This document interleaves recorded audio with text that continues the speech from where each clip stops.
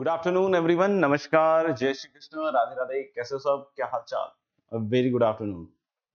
Good evening Misty, good evening Mohammad Adil Alam, good evening Falguni, good evening Akshat, good evening Amitabh, good evening Shubham, good evening अजूत रॉय। शुभ संध्या बच्चे। और क्या हाल चाल, कैसे हो सब?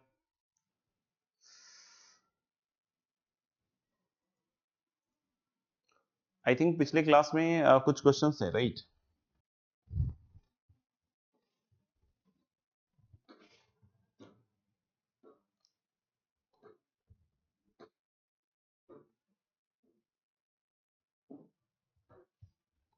पहला सवाल था कि एफ एक्स इज कंटिन्यूअस इन 0 से 1।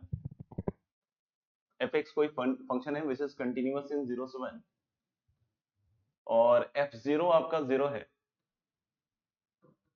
और एफ वन भी 0 है। एफ जीरो 0 है और एफ वन भी आपके पास क्या दिया हुआ है? 0 दिया हुआ है। और प्रूव करना है कि फॉर सम सी, है ना, प्रूव करना है for some C F of C is 1 - 2c²। For some C F C is this much और ये सी होना चाहिए 0 से 1। देखो फंक्शन के बारे में कुछ नहीं बतला रहे हैं। राम राम राम राम।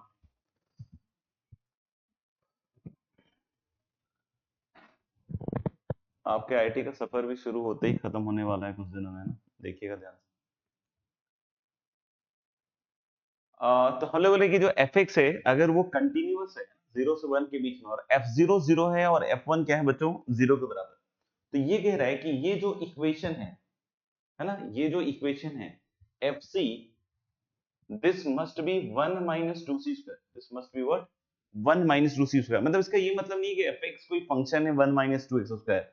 नहीं, ऐसा बिल्कुल कोई मतलब नहीं है इसका और कहीं से कहीं तक मतलब नहीं है। ये बोल रहा है कि जो फंक्शनल वैल्यू आएगी एफ की सी पे, अब वो क्या आएगी भगवान जाने, क्योंकि फंक्शन के बारे में कुछ भी नहीं दिया हुआ। फंक्शन के बारे में दिया हुआ कि सिर्फ 0 पे 0 है, 1 पे 0 है और 0 से 1 बीच में कंटिन्यूअस है। तो यानी 0 से 1 के बीच में उसका कोई भी शेप हो सकता है कंटिन्यूअस। और 0 पे वैल्यू 0 होगी और 1 पे वैल्यू 0 होगी। मतलब सी जो पॉइंट होगा अंदर का, उस पे एफ एक्स की कोई वैल्यू हो सकती है। वी डोंट नो, है ना, वी डोंट नो। तो बोल रहा है कि वहां से जो वैल्यू आएगी, और अगर तुमने 1 - 2x² में जब x की वैल्यू c रखी, तो वो दोनों वैल्यू क्या आएगी? सेम। ऐसा कह रहा है। तो मैंने इस तरह के सवालों में आपको समझाने की एक बार कोशिश की थी, याद कीजिएगा, कि हम एक नया फंक्शन बना gx। और ये नया फंक्शन हम कैसे बना सकते हैं कि इन सबको लेफ्ट हैंड साइड में लाकर, एक सवाल मैंने आपको करवाया था जिसमें हमने बोला कि लेफ्ट हैंड साइड में लाकर हम एक नया फंक्शन बना सकते हैं। तो this is going to be F X plus 2x² minus, है ना। gx इक्वल टू क्या हो जाएगा? एफ एक्स प्लस कितना हो जाएगा? 2x² और माइनस क्या आ जाएगा? 1।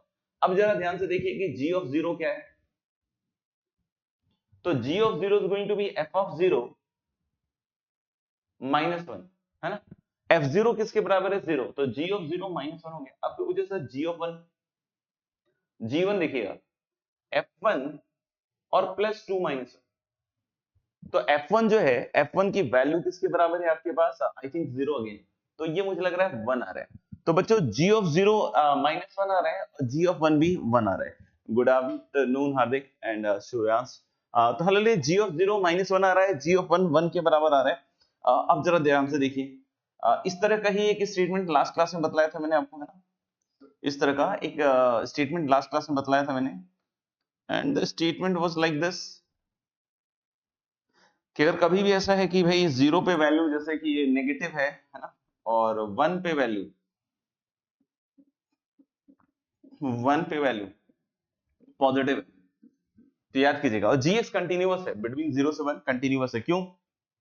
क्योंकि एफ एक्स कंटिन्यूअस दिया हुआ है और 2x² - 1 भी कंटिन्यूअस होता है पॉलिनोमियल के हिसाब से। तो बताया भी गया है कि continuous plus continuous will be continuous. तो यानी जीएक्स कंटिन्यूअस भी है। तो यानी कि बीच में कहीं ना कहीं तो उसको मिलते हुए जाना पड़ेगा ना एक्स एक्सिस को, और जहां भी मिले उसको सी बोल दिया। तो ऑफ कोर्स हम लोग बोल सकते हैं for some C lying between 0 से 1, for some C lying between 0 से 1 G of C must be 0। और बेटा जी ऑफ सी अगर 0 के बराबर हो गया तो इसका मतलब क्या हो गया कि F of C plus 1 - 2c² is 0।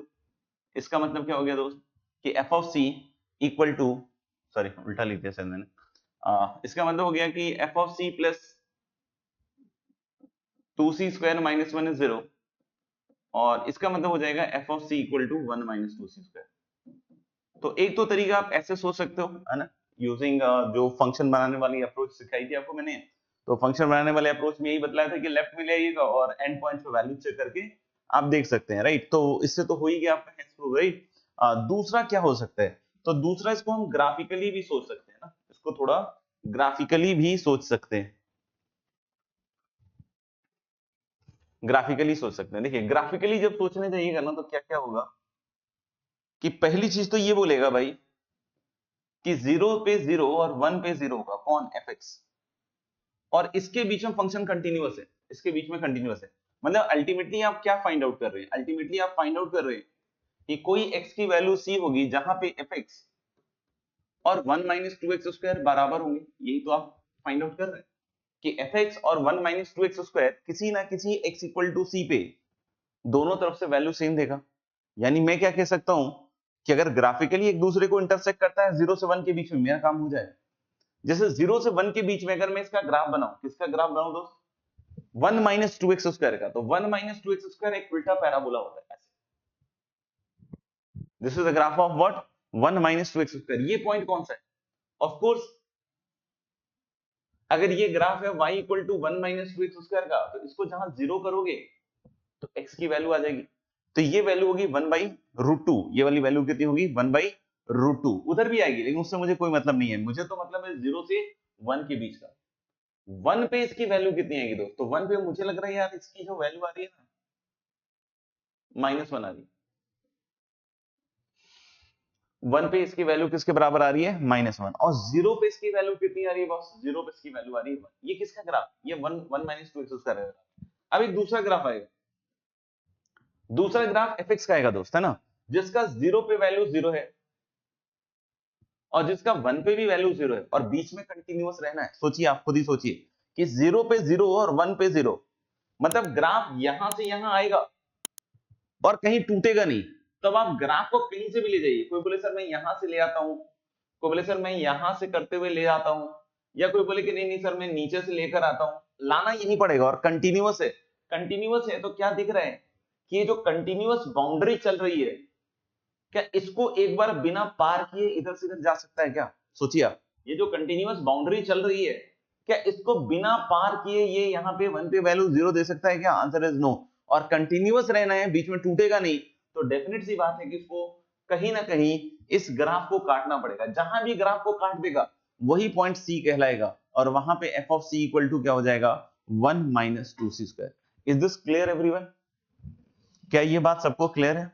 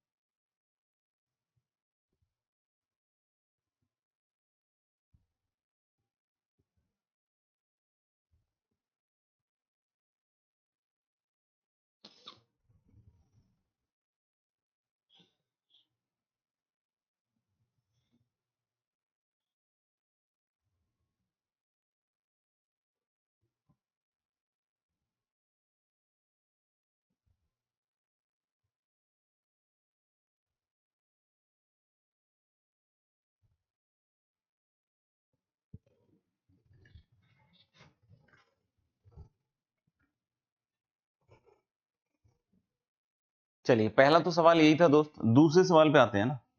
दूसरा सवाल ये था कि प्रूव दैट कोई ऐसा नंबर x होगा जहां पे इस इक्वेशन का एक सॉल्यूशन एग्जिस्ट करेगा। बहुत बार जेई भी इस तरह के सवाल पूछ देता है, और इस तरह के सवालों में देखो अगर कुछ नहीं समझ में आ रहा तो आपको फंक्शनल वैल्यू के साथ डील करना पड़ता है ना। आप चाहो तो इसमें -2024 कर दो, दिस इक्वल टू 0 का सॉल्यूशन चाहिए, दिस इक्वल टू 0 का हमें क्या चाहिए, सॉल्यूशन। बहुत बढ़िया हार्दिक, नोट्स भी प्रॉपर लेना है ना, गड्ढे में जो पूछ ले। तो हम लोग बोलेंगे जो एफ एक्स है वो x की power 2023 plus 1/1 plus sine square x और माइनस क्या है आपके पास 2024। तो जरा देखिएगा ध्यान से ये फंक्शन कंटिन्यूअस है ना, f(x) इज कंटिन्यूअस। क्यों? क्योंकि x की power 2023 is a continuous function, this 1/1 plus sine square x is very much continuous, और 2024 तो कंटिन्यूटी में चल ही रहा है जीवन में। सॉरी 2023 चल रहा है, तो f1 निकाल के देखो, है ना, f1 निकाल के देखो। जैसे ही आप f1 निकाल के देखोगे या f0 निकाल के देखो, f1 भी दिख जाएगा नेगेटिव और f0 भी नेगेटिव दिख जाएगा। f0 थोड़ा अच्छे से दिख जाएगा, f0 पे कितना आ जाएगा देखना, पहला वाला 0, फिर दूसरा वाला 1 माइनस 2024, तो this is a negative value. और जैसे ही आप f2 निकालोगे आपको दिख जाएगा ये खटाक से कि ये पॉजिटिव है।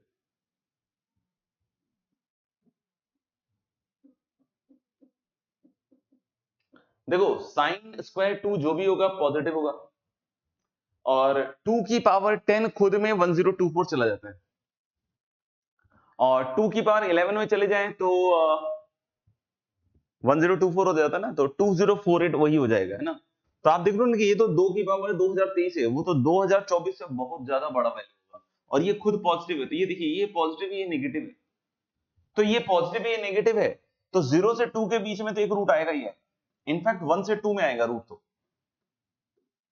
आप बोलोगे सर क्यों? क्योंकि देखो ना f1 भी नेगेटिव है, f1 निकालोगे तो ये 1 आएगा, और 1 माइनस 2024 इज माइनस 2023, आप समझते होंगे इस बात को। और यहाँ आएगा 1/1 प्लस साइन स्क्वायर 1, तो ये कितनी भी बड़ी वैल्यू हो जाए माइनस 2023 को तो ओवरकम नहीं कर पाएगा। आप खुद से सोच के देखिएगा तो आपको समझ में आ जाएगा कि एक रूट तो आ ही जाएगा, यानी ये कह रहा है कि एक रूट होगा, तो यस ट्रू।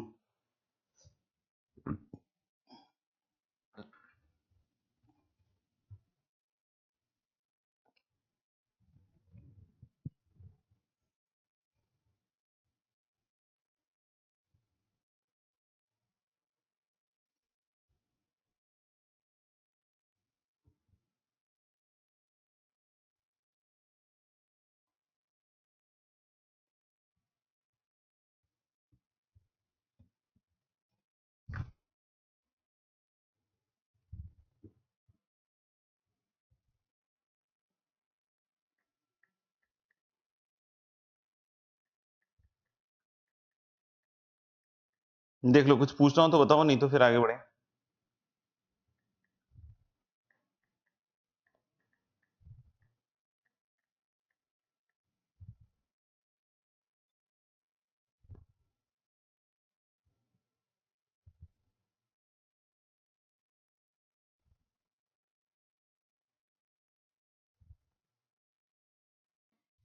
ठीक है भाई, चलिए अगले सवाल पे आते हैं। अगला सवाल क्या है कि let F X be continuous on close 0 से क्लोज 1 और f0 इक्वल टू f1 दिया हुआ।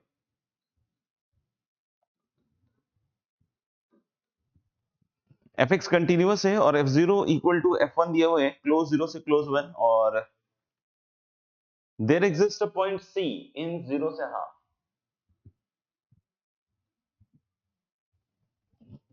और यहां पे आपको बतलाना है कि f of c equal to f of c plus half, ये प्रूव करना है। तो देखो बारी बारी से हम लोग इस तरह के सवाल बार बार करके दिखा रहे हैं, आपको एक नया फंक्शन बार बार बना रहे हैं, है ना। तो हम लोग देखिए जब gx का ग्राफ बनाइएगा तो gx का जब ग्राफ बनाइएगा तो क्या हो रहा होगा आप सोचिए। एक नया सॉरी gx फंक्शन बनाइएगा तो क्या हो जाएगा fx minus fx plus half, ऐसा कुछ है। अच्छा ये देखिए ये 0 से 1 में कंटिन्यूअस है। अब मैं आपसे पूछूं कि भाई ये x plus F of x plus half कहां से कहां तक कंटिन्यूअस है, तो आपके पास ये वाली वैल्यू 0 से 1 लाई कर रही है ना, तो ये वाली वैल्यू 0 से 1 लाई करनी चाहिए। तो ये वाली जब 0 से 1 लाई कर रहेगा ना, ये वाली जब 0 से 1 लाई कर रहेगा ना, तो x की वैल्यू आ जाएगी आपकी माइनस हाफ से हाफ। दोस्तों अगर x की वैल्यू माइनस हाफ से हाफ आ रही है तो ये पूरा फंक्शन कहां कंटिन्यूअस है, माइनस हाफ से। तो बच्चों आप खुद से सोचिए और बताइए कि पूरा फंक्शन gx यानी कि fx minus F of x plus half ये कहां पे कंटिन्यूअस होगा। तो इन दोनों का इंटरसेक्शन, इन दोनों का इंटरसेक्शन, इन दोनों का इंटरसेक्शन मतलब कहां कंटिन्यूअस होगा, मतलब दिस इज कंटिन्यूअस फ्रॉम 0 से हाफ। तो बच्चों क्या आपको क्लियर हो गया कि एफ एक्स 0 से 1 था, F of x plus half जो था वो माइनस हाफ से हाफ में कंटिन्यूअस था, तो overall F x minus F X plus half 0 से हाफ में पक्की बात है कंटिन्यूअस तो हो जाएगा, है ना। अगर ये कंटिन्यूअस हो जाएगा तो अब सुनिएगा जी ऑफ जीरो निकालते हैं। तो भाई जी ऑफ जीरो कितना आएगा, F zero minus F half, और जी ऑफ हाफ क्या आएगा, F of half minus F of one. अच्छा अब मैं क्या कह रहा हूं कि एफ ऑफ जीरो और एफ ऑफ वन सेम है, तो क्या आप इसको बोल सकते हैं F of half minus F of zero, answer is yes. बच्चों अगर आप इसको ए बोलते हो, है ना, तो ये क्या होगा आपके लिए, माइनस ए होगा, यानी कि G of zero into G of half is minus A square, मतलब क्या हो भाई, नेगेटिव। मतलब हम बोले कि there must be some C between zero से हाफ जहां पे जी ऑफ सी जीरो होना है, और जी ऑफ सी जीरो हो गया मतलब F of C equal to F of C plus half हो जाएगा ना। अच्छा एक केस हो सकता है कि एफ ऑफ ए अगर जीरो हो जाए, ए अगर जीरो हो जाए तो फिर एंड पॉइंट्स पे भी वैल्यूज आ सकती है ना, तो यानी आप इसको क्लोज कर दीजिए, ज्यादा बेटर रहेगा। क्यों, क्योंकि अगर ए खुद जीरो हो जाए मान लीजिए तो ऐसी पॉसिबिलिटी एग्जिस्ट करती है।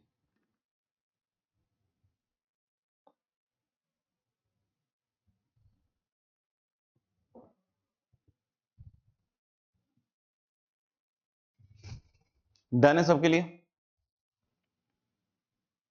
तो आई थिंक अपना कंटिन्यूटी जो है वो ओवर हो चुका है ना, लास्ट क्लास में हमने सब देख ही लिया था। ओके तो आज हमारा नया चैप्टर चालू होने वाला है guys, and the name of the chapter is derivability या डिफरेंशिएबिलिटी, आप इसको दोनों में से कोई भी नाम से बुला सकते हैं।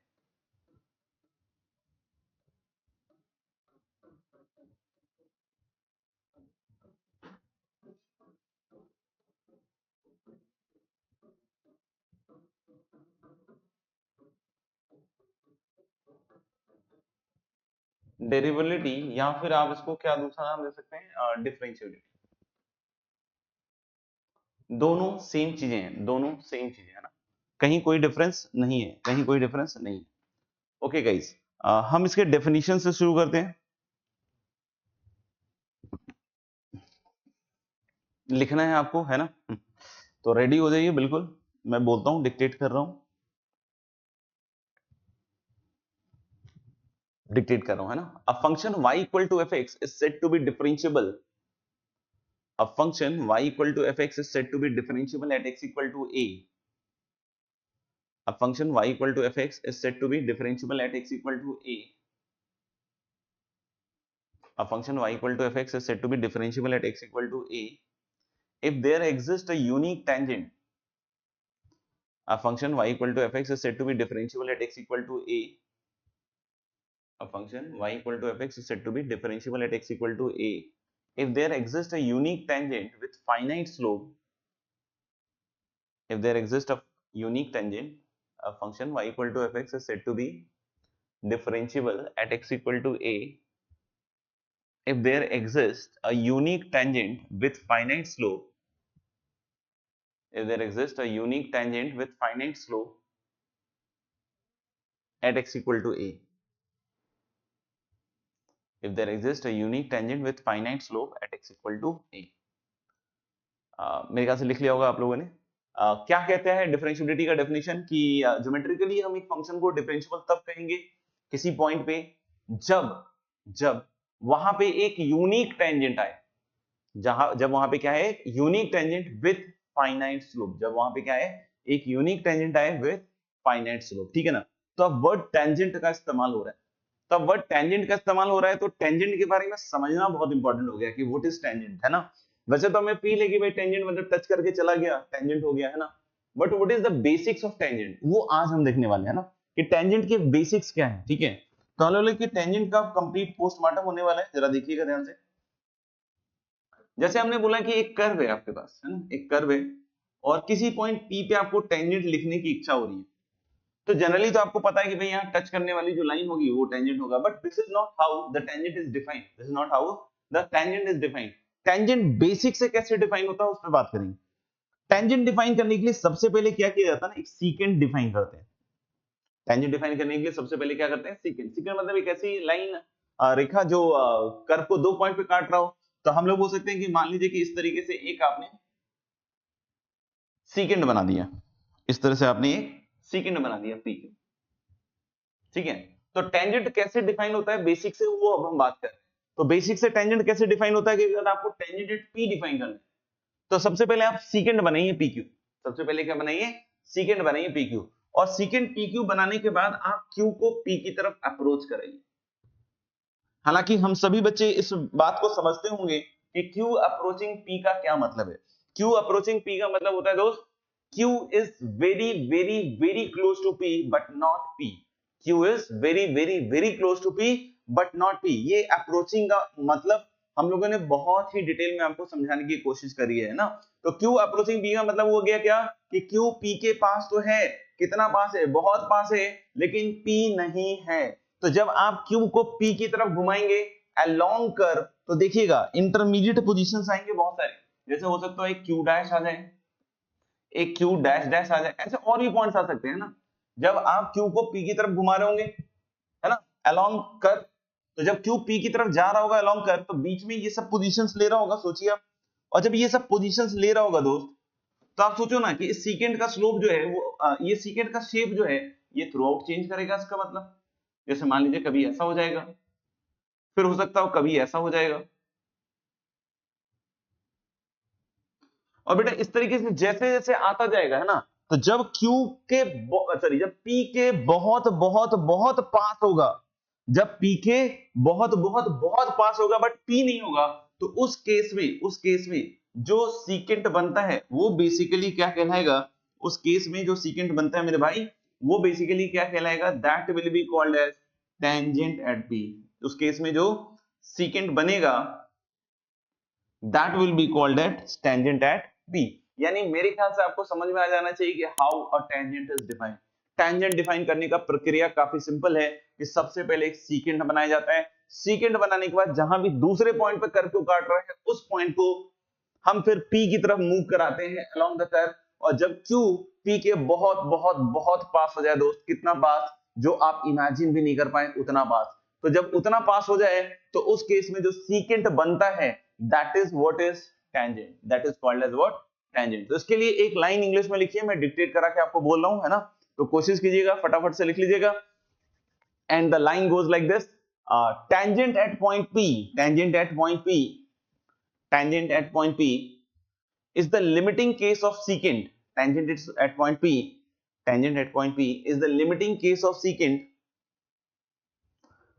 tangent at point P is the limiting case of secant, tangent at point P is the limiting case of secant, tangent at point P is the limiting case of secant when, tangent at point P is the limiting case of secant when Q approaches P, when Q approaches P along the curve,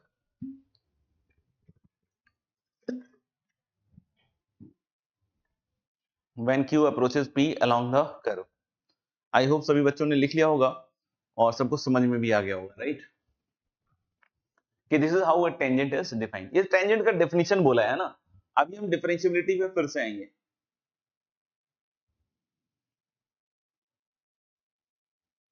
लिख लिया हो तो done जरूर कर देंगे।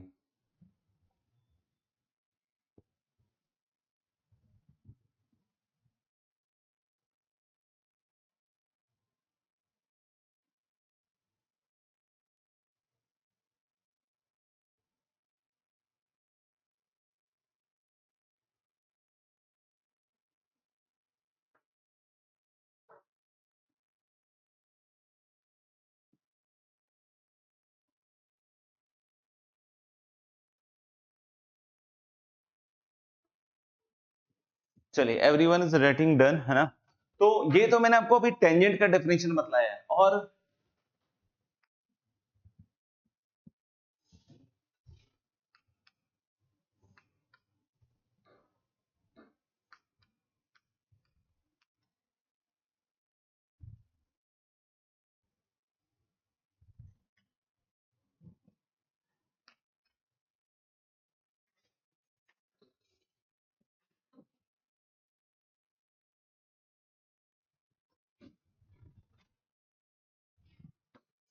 ये अभी हम लोग ने टेंजेंट का डेफिनेशन आपको बतलाया है। अब हम लोग क्या कह रहे हैं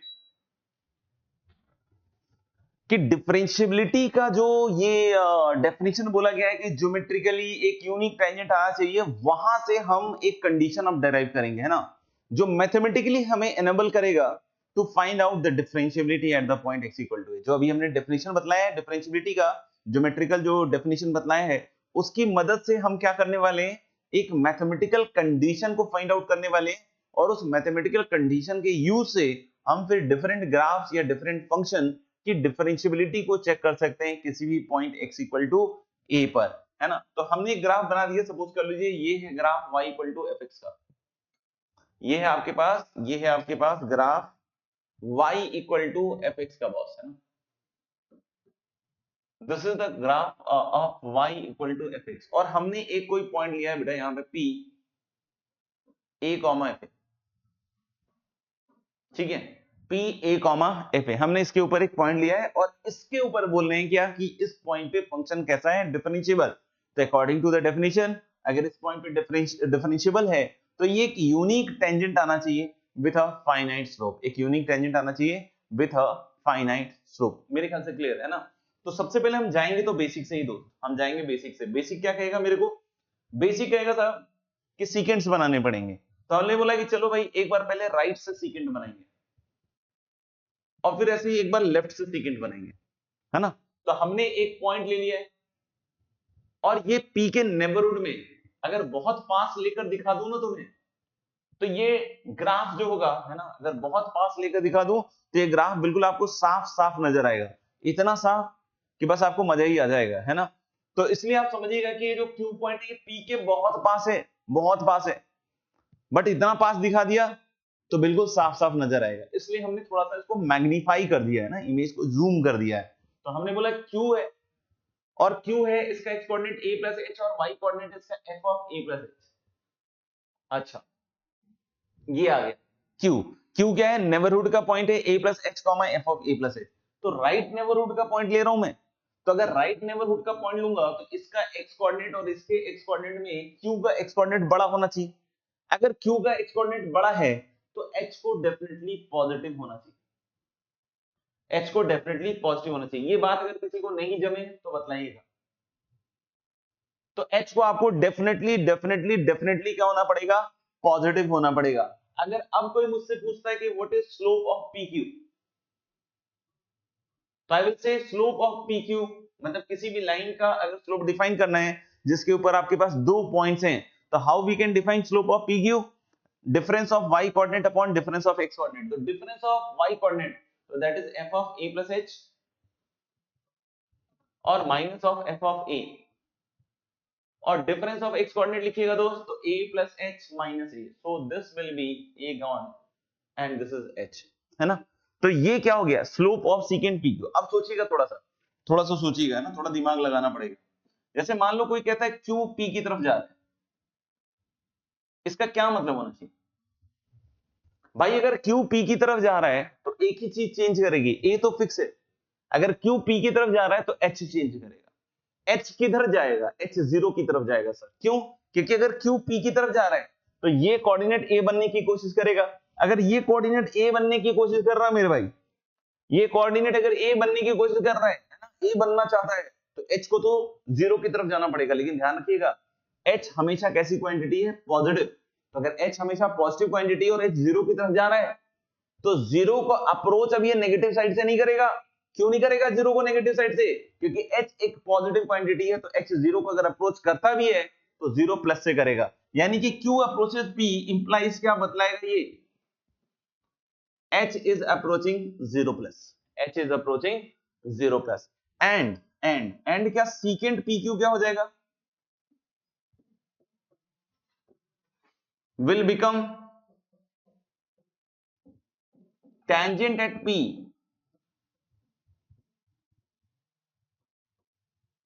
will become tangent at P from right hand side। और अभी अगर हम लोग बोल रहे हैं कि जब Q P की तरफ अप्रोच कर रहा होगा, है ना, तो हम लोग बोले जो secant PQ है, जो अभी अभी समझाया थोड़ी देर पहले मैंने आपको, है ना, तो ले लो वो क्या बन जाएगा भाई, वो बन जाएगा tangent at P from the left hand side, मतलब ये कुछ इस तरह से बन जाएगा, sorry right hand side, it will become tangent at P from the right hand side, ये टेंजेंट बन जाएगा पी पे राइट हैंड साइड से, यानी हम लोग बोल सकते हैं that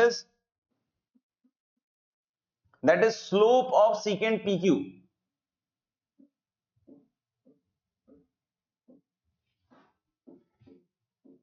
that is slope of secant PQ will become slope of tangent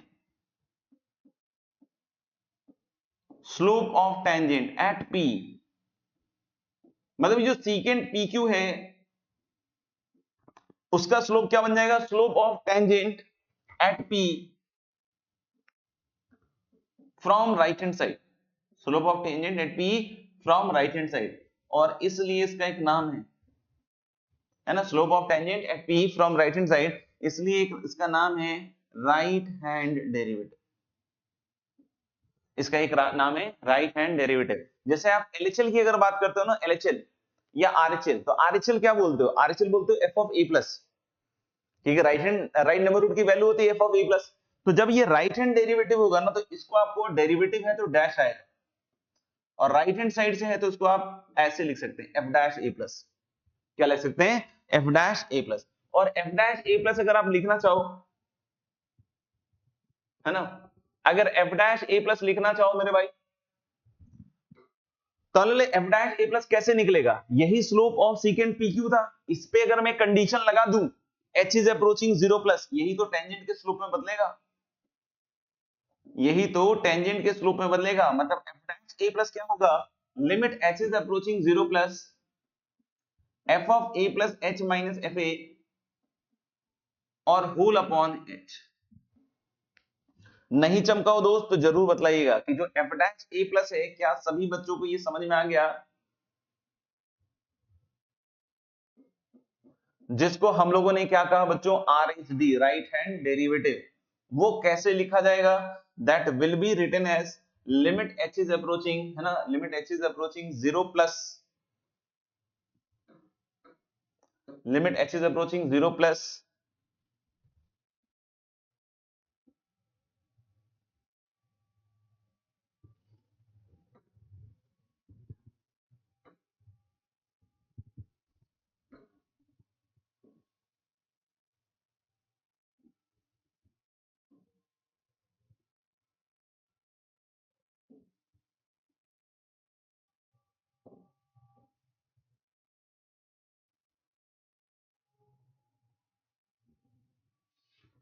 ठीक है भाई, चेक कर लीजिए एक बार, चेक कर लीजिए, फिर भी कोई चीज नहीं समझ में आ रही हो तो बता दीजिए। लिख लिया क्या सबने, तो मेरे ख्याल से हम इसको एक बार दोबारा से रिकैप कर लेते हैं। सिंपल सा काम किया गया है कि हम लोग बोलेंगे कि सबसे पहले p पे डिफरेंशियलिटी की बात कर रहे हैं, तो हम लोगों ने बना दिया p क्यूब सेकंड, और p क्यूब सेकंड बनाने के बाद p को अगर a कॉमा f लिया तो q को इसके नेबरहुड का पॉइंट लिया, a plus h comma f of a plus h, जहां h क्या होगा पॉजिटिव क्योंकि राइट नेबरहुड का पॉइंट है। अब हमने कहा कि q को जब आप p की तरफ अप्रोच कराइएगा तो उसका मतलब होता है कि h 0 प्लस हो जाएगा, मतलब ये जो सीकेंट pq है ये टेंजेंट में बदल जाएगा, कहां पे, p पे, from the right hand side, from the right hand side, और इसलिए उसका नाम हमने बोला राइट हैंड डेरिवेटिव, और उसके एक सिंबल दिया f डैश a प्लस, ये सीकेंट का स्लोप था, और इसी पे जब हमने h अप्रोचिंग 0 प्लस छाप दिया तो अपने आप ये किसके स्लोप में बदल गया, टेंजेंट के स्लोप में बदल गया from the right hand side, मतलब ये किसका स्लोप है, ये इस लाल वाले टेंजेंट का स्लोप है, ये किसका स्लोप है, फिर से एक बार, ये इस लाल वाले टेंजेंट का स्लोप है। इज दिस क्लियर कि ये जो स्लोप है ये लाल वाले टेंजेंट का स्लोप है। दूसरा, अगर हम लोग बोलते हैं कि फिर से हम यही सारा काम लेफ्ट से रिपीट करेंगे दोस्तों,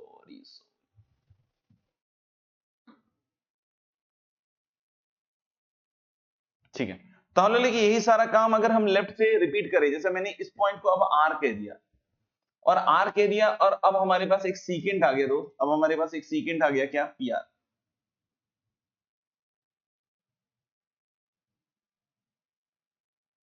और R पॉइंट किधर है, लेफ्ट में, और R पॉइंट लेफ्ट में है, तो मैं इसको लिख रहा हूं a minus H F of a minus H, तो अगर a minus H F of a minus H लिख रहे हो और ये a के लेफ्ट में है, तो अभी भी h को पॉजिटिव ही होना पड़ेगा।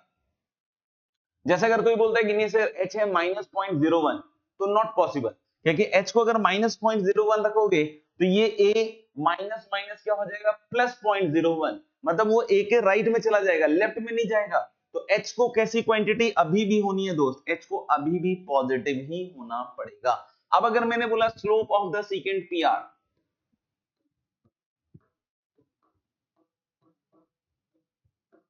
है ना, slope of the secant PR, तो मैं क्या लिखूंगा फिर से, this is going to be difference of y coordinate, that is f of a plus a minus h minus f of a upon a minus h minus a। और फिर से मैं बोल सकता हूं क्या कि if r is approaching p along curve, of course उधर भी और इधर भी, है ना, along curve,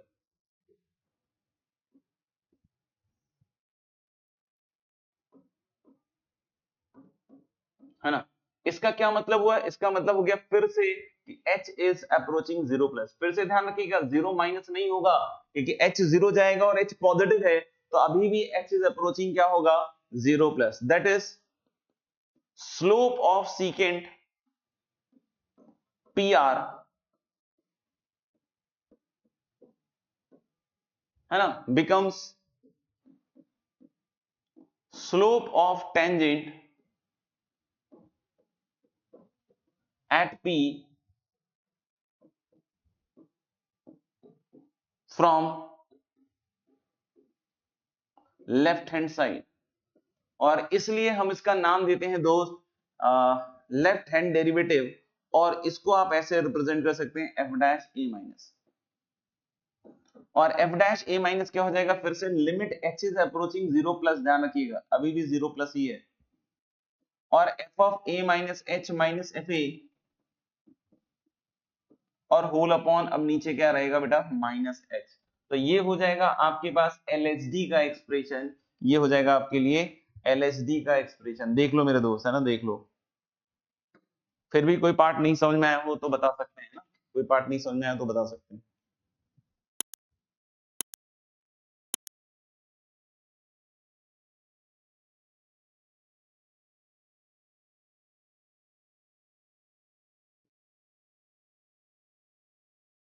अब समझिएगा, ध्यान से समझिएगा, अब असली खेल चालू है। अब क्या कहता है, अब बहुत ध्यान से सुनिएगा, अब क्या कहता है कि भाई यूनिक टेंजेंट होना चाहिए विद फाइनाइट स्लोप। तो बच्चों जब मैं Q को P की तरफ ला रहा हूं फ्रॉम द राइट, जब मैं Q को P की तरफ ला रहा हूं फ्रॉम द राइट, तो ये टेंजेंट लाल वाला आया, ये टेंजेंट लाल वाला आया। अब मैं क्या कह रहा हूं कि जब R को P की तरफ ले जाऊं तो भी एक टेंजेंट आएगा। अगर वो टेंजेंट इस लाल वाले टेंजेंट के अलावा हुआ तो फिर यूनिक टेंजेंट नहीं आएगा। अगर वो टेंजेंट R को जब P की तरफ ले जाओगे और वो टेंजेंट इसके अलावा कुछ हुआ, तो फिर हम लोग बोल सकते हैं क्या कि फिर यूनिक टेंजेंट नहीं आएगा। यानी यूनिक टेंजेंट होने के लिए जब Q को आप P की तरफ अप्रोच कराएंगे तो भी लाल वाला टेंजेंट ही बनना चाहिए, और जब आप R को P की तरफ अप्रोच कराएंगे तो भी ये लाल वाला टेंजेंट ही बनना चाहिए। मतलब दोनों साइड से टेंजेंट अगर सेम लाइन आएगी तो ही डिफरेंशिएबल होगा, तभी तो यूनिक टेंजेंट हुआ दोस्त। क्या ये लॉजिक मेरा समझ में आया? और अगर ये लॉजिक समझ में आ गया कि दोनों साइड से टेंजेंट सेम आएगा, मतलब ये भी फिर लाल वाले लाइन का ही स्लोप होगा और ये भी लाल वाले लाइन का ही स्लोप होगा, मतलब डिफरेंशिएबल होने के लिए अगर यूनिक टेंजेंट चाहिए तो यानी इन दोनों को इक्वल होना पड़ेगा, यानी कि इन दोनों को इक्वल होना पड़ेगा। यानी हम लोग बोल सकते हैं कि hence hence function is derivable at x equal to a, function is derivable at x equal to a if f dash a plus equal to f dash a minus equal to a finite quantity। क्यों भाई finite quantity क्यों? क्योंकि बोला गया है ना कि tangent with finite slope, यानी जो slopes आ रहे हैं ये कैसे slopes आएंगे दोस्त, ये slopes finite ही आने चाहिए। ये slopes कैसे आने चाहिए, finite आने चाहिए। Is this clear to everyone?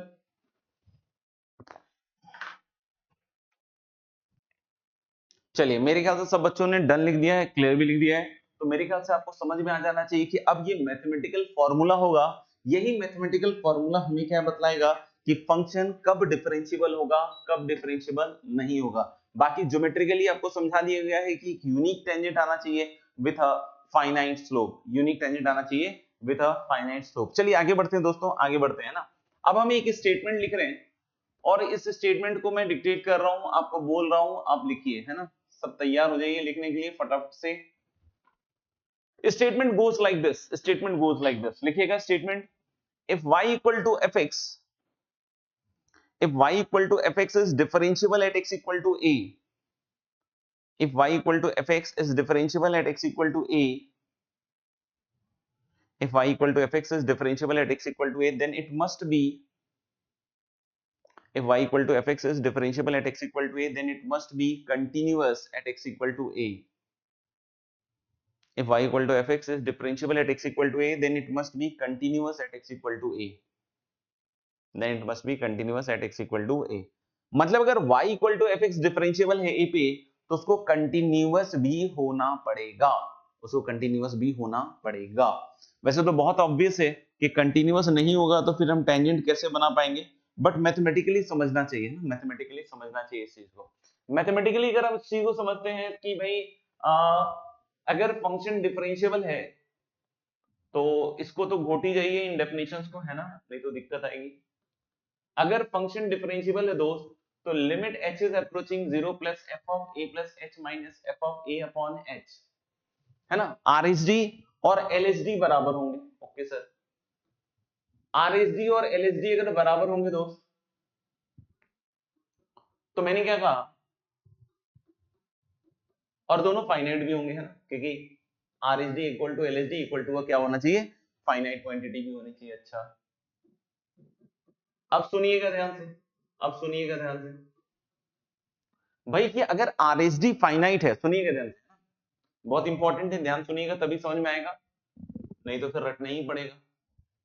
अगर RHD फाइनाइट है, आराम से सोचते हुए खुद से जवाब भी देते जाना है ना, ऐसा नहीं कि बिल्कुल भोंदुओं की तरह बैठे रहिएगा। हम लोग बोले क्या कि ये फाइनाइट है, ये लिमिट फाइनाइट है, ये कह रहा है सवाल, बोलो कैसे कह रहा है सर, हमने तो नहीं सुना, सवाल बोलता है क्या, हाँ बेटा लिखा है ना कि फंक्शन इज डिफरेंशिएबल, तो डिफरेंशिएबल है तो ये दोनों बराबर होंगे किसके, फाइनाइट क्वांटिटी के। तो मैंने बोला कि ये फाइनाइट है, और ये फाइनाइट है, इसमें ये डिनोमिनेटर जीरो की तरफ जाता हुआ दिख रहा है सब, ये डिनोमिनेटर कहां जाता हुआ दिख रहा है, जीरो की तरफ जाता हुआ दिख रहा है। अगर ये डिनोमिनेटर जीरो की तरफ जाता हुआ दिख रहा है, तो क्या न्यूमरेटर जीरो जा सकता है क्या, या न्यूमरेटर नॉन जीरो हो सकता है क्या? आंसर इज कि न्यूमरेटर नॉन जीरो तो बिल्कुल नहीं हो सकता है।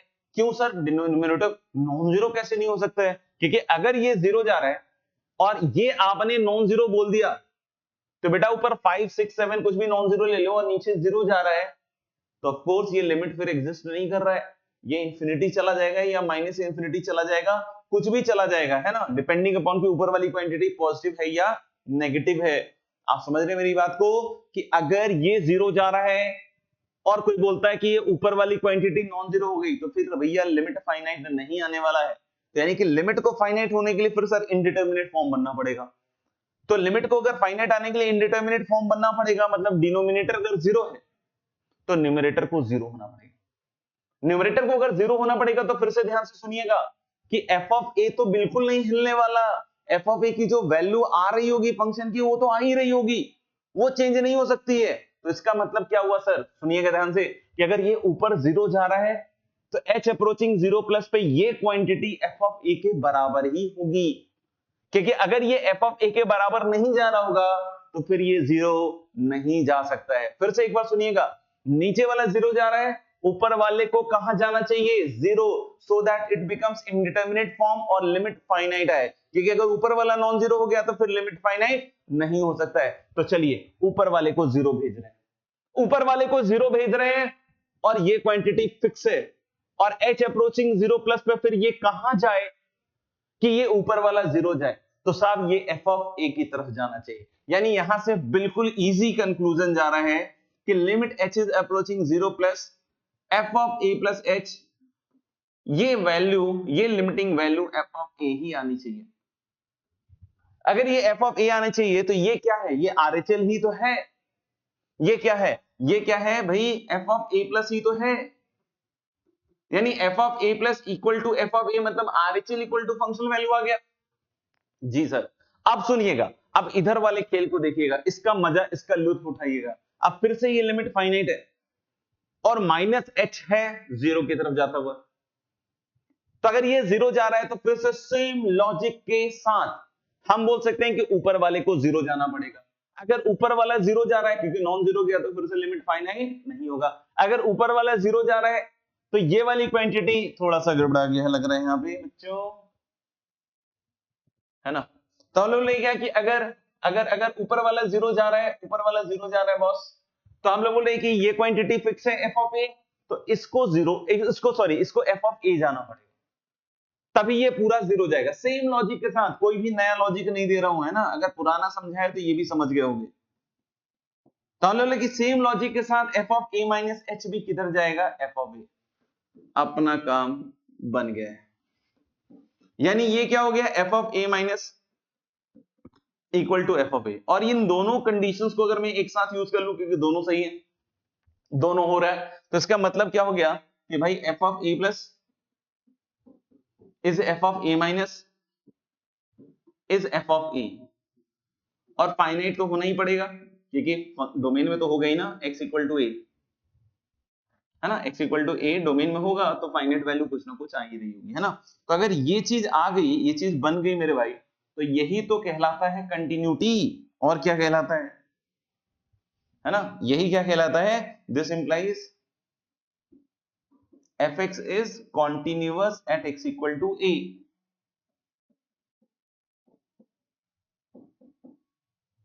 है ना। This implies fx is continuous at x equal to a. नहीं समझ में आया तो बता दीजिए, समझ में आ गया हो तो लिख लीजिएगा।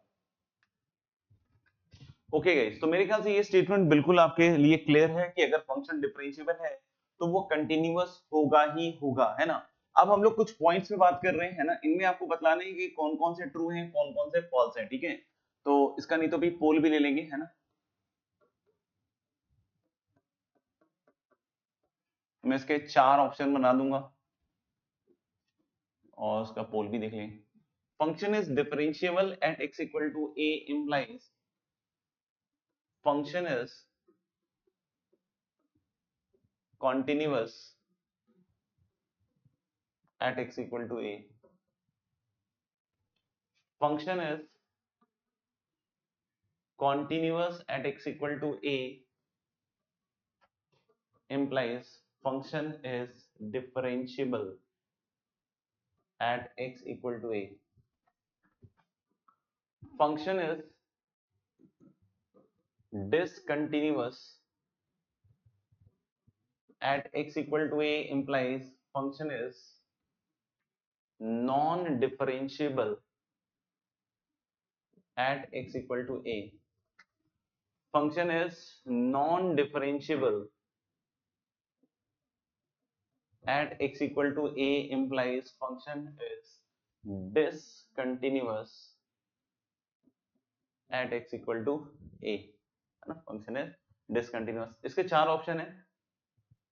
T stands for true, F for false, इसी में डाल देते हैं ना।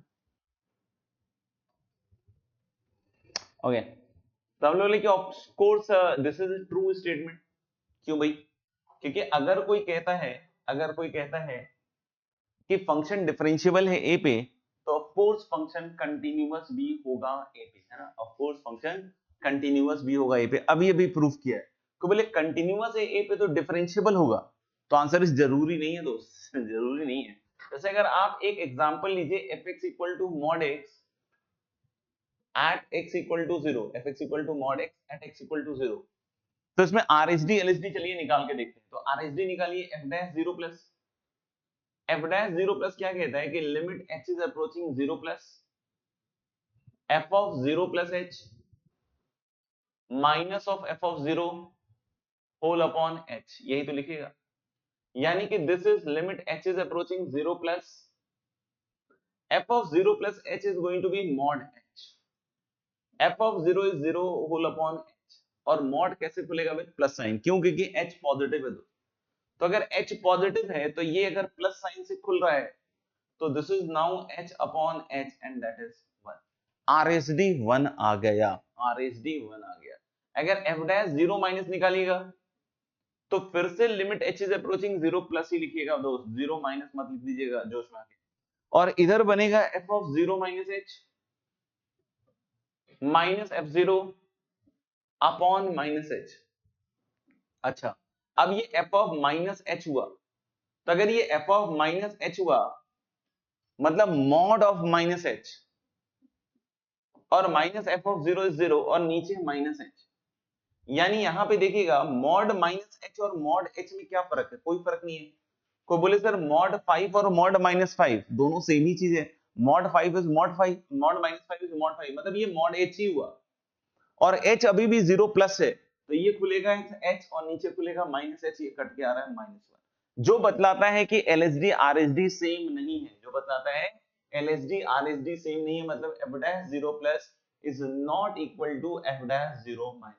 मतलब फंक्शन कैसा हो गया बच्चों, फंक्शन कैसा हो गया आपका, नॉन डिफरेंशिएबल, नॉन डिफरेंशिएबल। तो आप देख सकते हैं कि mod x is a continuous function at 0, है ना, mod x is a continuous function at 0 but it is not differentiable at 0, but it is not differentiable at 0, but it is not differentiable at 0, 0 पे differentiable नहीं है, 0 पे differentiable नहीं। अगर कोई पूछे सर टेंजेंट कैसे बनेगा इसमें, तो बेटा लाइन में, जैसे अगर कोई लाइन है, इसके किसी पॉइंट पे अगर आप मुझसे टेंजेंट पूछिएगा ना तो ये लाइन खुद ही हो जाएगी। कोई पूछे यहाँ पे टेंजेंट क्या होगा, ये लाइन खुद ही है। कोई पूछे यहाँ पे टेंजेंट क्या होगा, ये लाइन खुद ही है।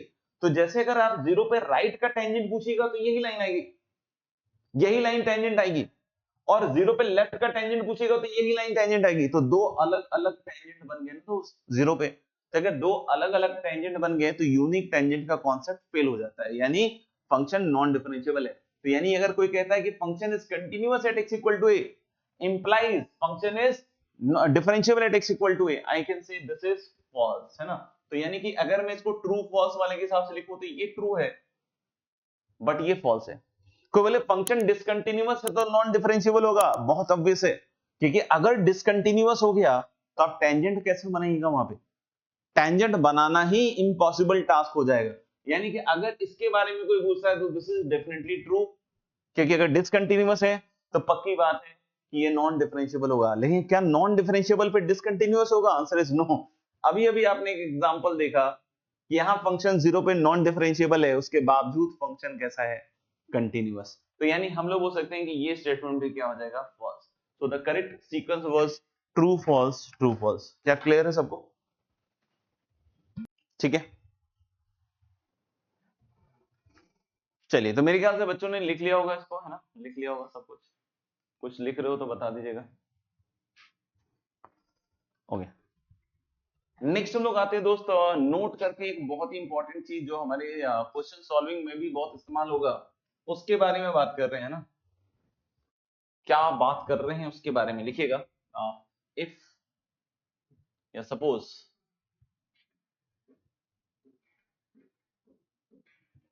f dash a plus is equal to p and f dash a minus is equal to q. Suppose f dash a plus is equal to p and f dash a minus is equal to q. p है f dash a plus और f dash a minus क्या है आपका, q है ना। f dash a plus is p and f dash a minus is q, ठीक है। Point wise point लिखते हैं। पहला लिखिएगा, पहला लिखिएगा, है ना, खुद से लिखिएगा। if p equal to q, है ना, खुद से लिखिएगा। if p equal to q, if p equal to q and both are finite, if p equal to q and both are finite, then if p equal to q and both are finite, then fx is differentiable at x equal to a,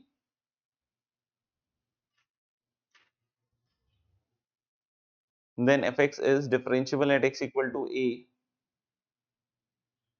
and hence it must be continuous at x equal to a. Then fx is differentiable at x equal to a,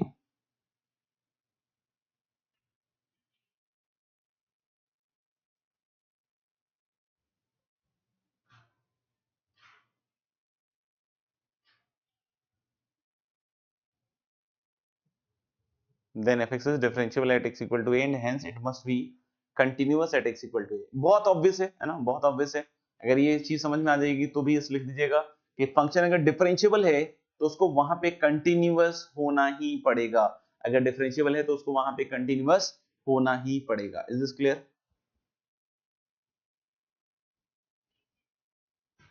is this clear?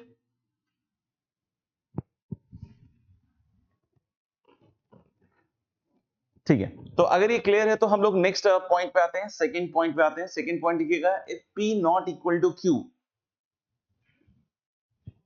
If p not equal to q, second point लिखिएगा, if p not equal to q but both p and q are finite, if p not equal to q but both p and q are finite, if p not equal to q but both p and q are finite, then if p not equal to q but both p and q are finite, then fx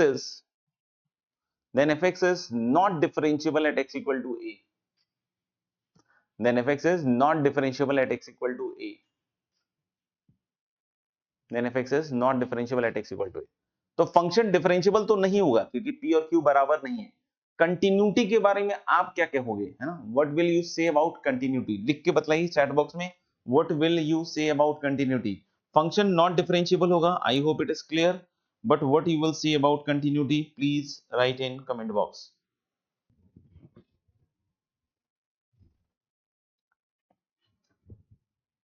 yes, 99.99% बच्चों का यही मत होता है कि मे और may not be continuous, मतलब continuous हो भी सकता है और कंटिन्यूअस नहीं भी हो सकता है। आप चैट बॉक्स में भी देख सकते हैं, सेम ही स्थिति है मोर और लेस। तो आप इसको लिखिएगा आगे, अब मैं बोल रहा हूं, है ना? तो हम लोग लिखिए if p not equal to q but both p and q are finite, if p not equal to q but both p and q are finite, then fx is not differentiable at x equal to a but it is continuous at x equal to a, but it is continuous at x equal to a। तो हम लोग बोल रहे हैं कि अगर p और q ये दोनों जो वैल्यूज हैं ये बराबर नहीं है बट फाइनाइट हैं, तो हम लोग बोले फंक्शन पक्के से नॉट डिफरेंशिएबल होगा लेकिन कंटिन्यूटी भी बनी रहेगी, कंटिन्यूअस होगा ही होगा। कोई बोलेगा चेक करना है मे और may not be continuous, answer is no, a big no, function is continuous at x equal to a, function is continuous at x equal to a।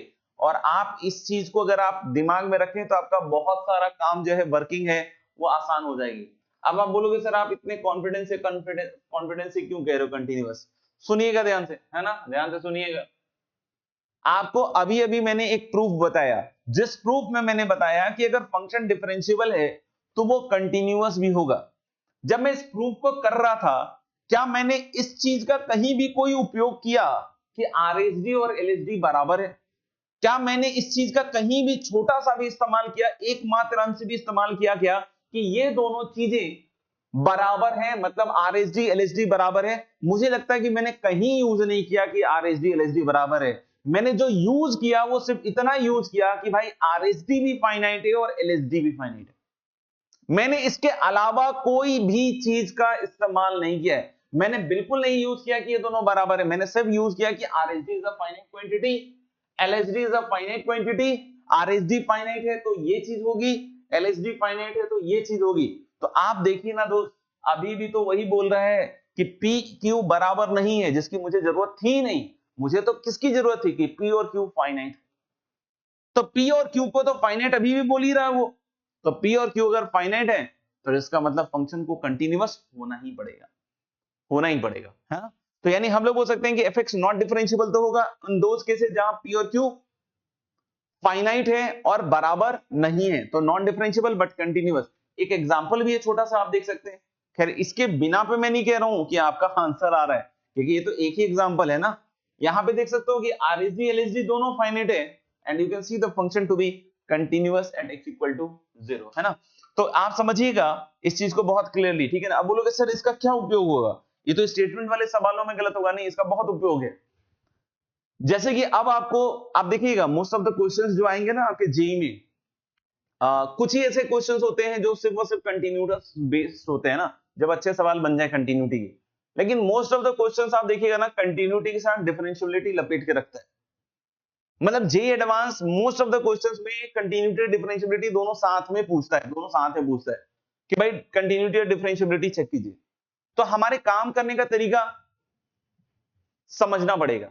बहुत सारे बच्चे क्या करते हैं, खट से कंटिन्यूटी चेक करने लग जाते हैं, फिर उसका डिफरेंशियबिलिटी चेक करते हैं। ये महाभोंदू लोग हैं। जो समझदार आदमी है वो डिफरेंशियबिलिटी चेक करता है, पहले डिफरेंशियबिलिटी चेक करता है। और डिफरेंशियबिलिटी चेक करते वक्त अगर मान लीजिए कि फंक्शन डिफरेंशियबल आ जाता है तो इमीडिएटली समझ जाता है कंटीन्यूअस होगा, मतलब कंटिन्यूटी चेक करने में वो अपना टाइम बर्बाद नहीं करता फिर। लेकिन कोई कह रहा है कि नहीं नहीं यार सर, डिफरेंशियबिलिटी चेक किया और फंक्शन नॉन डिफरेंशियबल था और आरएसडी एलएसडी लेकिन फाइनाइट आ गया, तो ये भी बंदा कभी भी कंटिन्यूटी चेक नहीं करेगा। ये भी बंदा कभी भी कंटिन्यूटी चेक नहीं करेगा।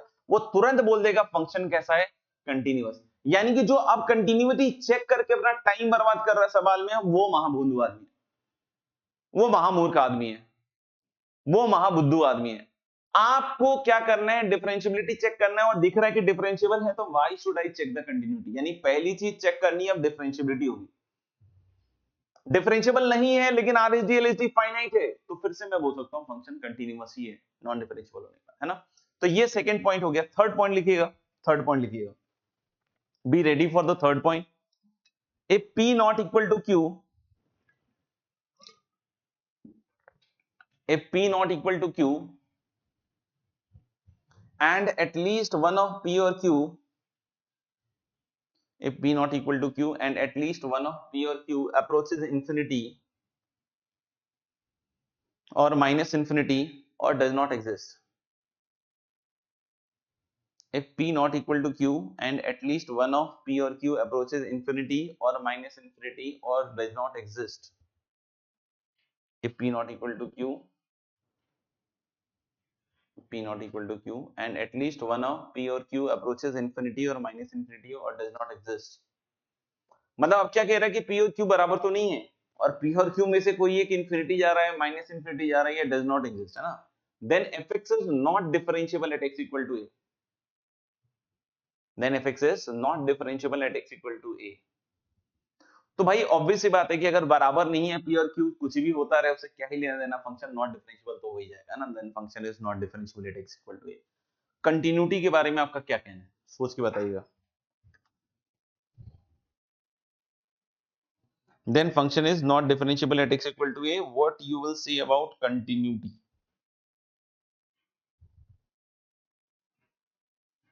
What you will say about continuity, guys?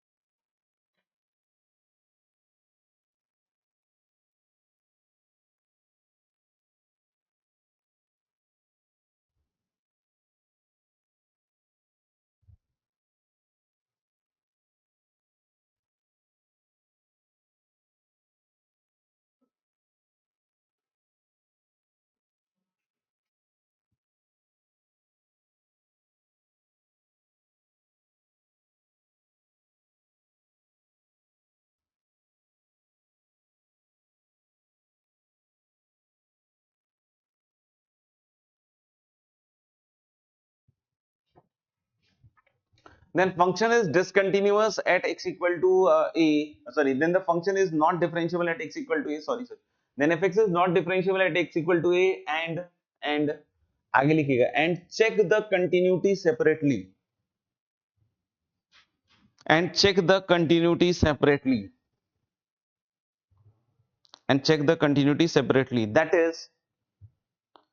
is function may or may not be continuous at x equal to a.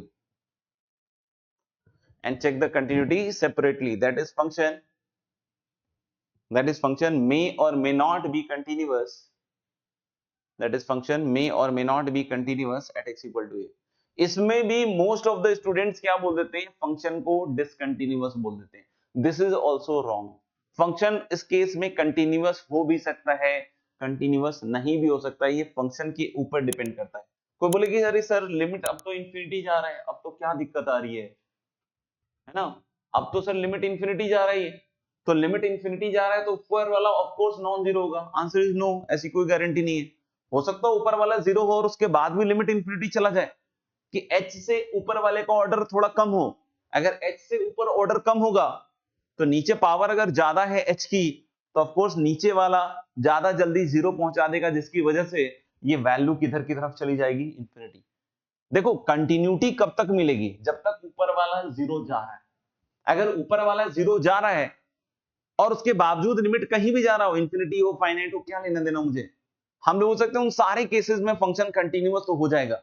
अगर कोई बोले कि नहीं सर चमका नहीं, तो एक एग्जांपल से समझ लेते हैं, है ना, ये आपको जल्दी चमक जाएगा। जैसे मैंने लिया भाई साहब एक फंक्शन x की power 1/3 at x equal to 0, है ना, एट x इक्वल टू 0।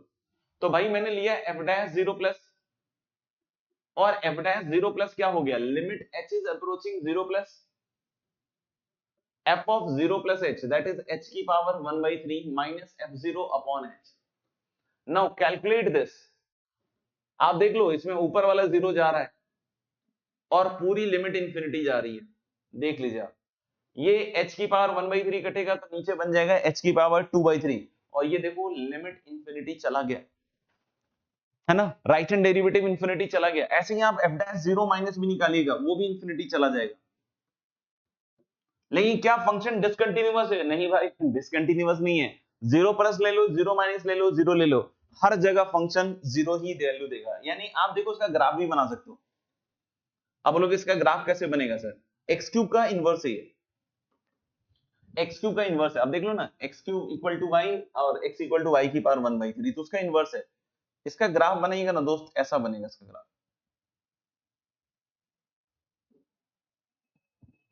इसका ग्राफ ऐसा बनेगा।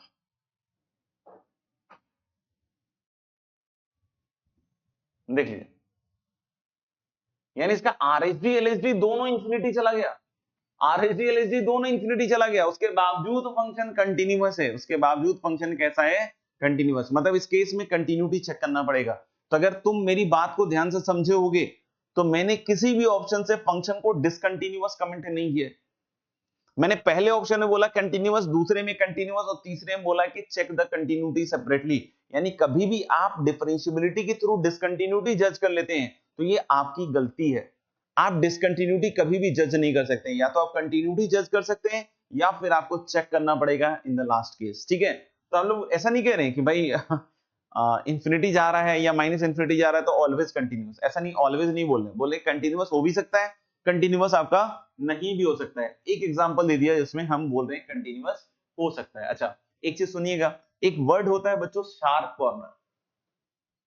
जैसे आप यहां देखिएगा ना, जीरो पे, जीरो इज शार्प कॉर्नर, है ना, इसको शार्प कॉर्नर बोल सकते हैं। कभी भी हाथ लगा के देखिएगा, हाथ कटने के चांसेस है ना, बहुत शार्प है वहां पे बेटा, है ना, हाथ मत लगाइएगा।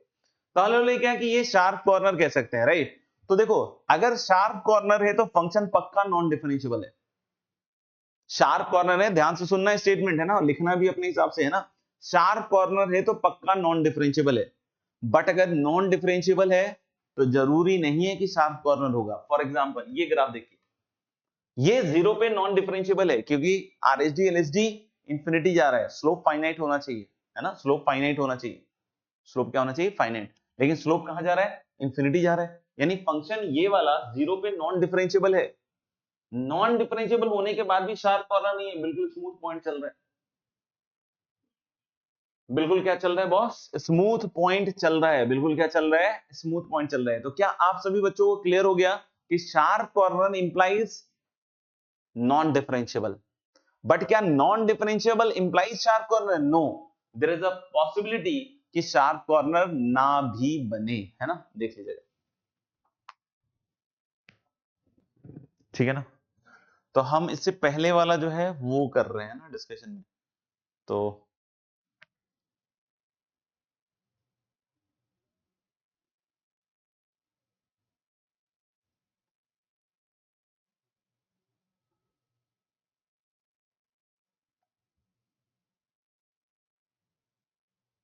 बताइए एक्सरसाइज 1 में गाइस कुछ पूछना हो तो बता सकते हैं। एक्सरसाइज 1 शायद 1 से 20 था, है ना, और एक्सरसाइज 2 में 1 से 10। तो एक्सरसाइज 1 1 से 20 या एक्सरसाइज 2 1 से 10 में कुछ भी पूछना हो तो बता सकते हैं।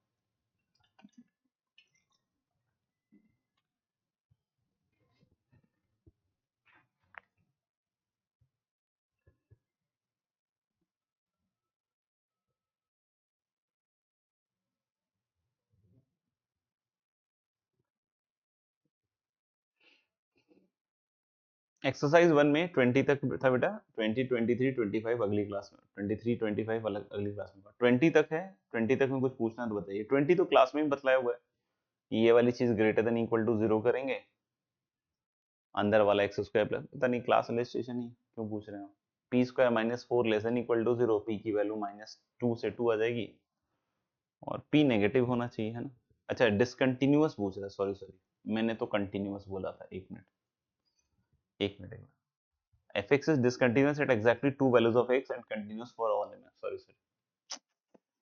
तो हमने बोला था कि x square plus P x plus one जो है ग्रेटर देन इक्वल टू 0, तो वहां से पी स्क्वायर माइनस 4 को लेस देन इक्वल टू 0 कर देंगे, क्योंकि डिफाइन तो होना चाहिए।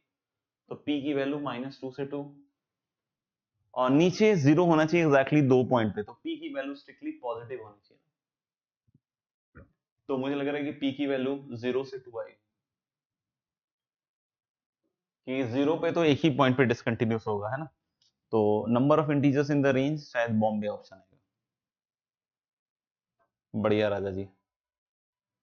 और कोई एक्सरसाइज 1 में तो जल्दी बतला दिए, है ना। 23 25 will be discuss in next class, क्योंकि लास्ट टू लास्ट क्लास में 20 तक ही दिया गया था होमवर्क। एक्सरसाइज 2 1 to 10, नहीं है डाउट तो आप लिख दीजिए, नो डाउट। नहीं किया होमवर्क तो कोई बात नहीं, अब क्या ही कर सकते हैं, आप लोग होमवर्क ही नहीं करेंगे तो कैसे होगा काम। देख लीजिए।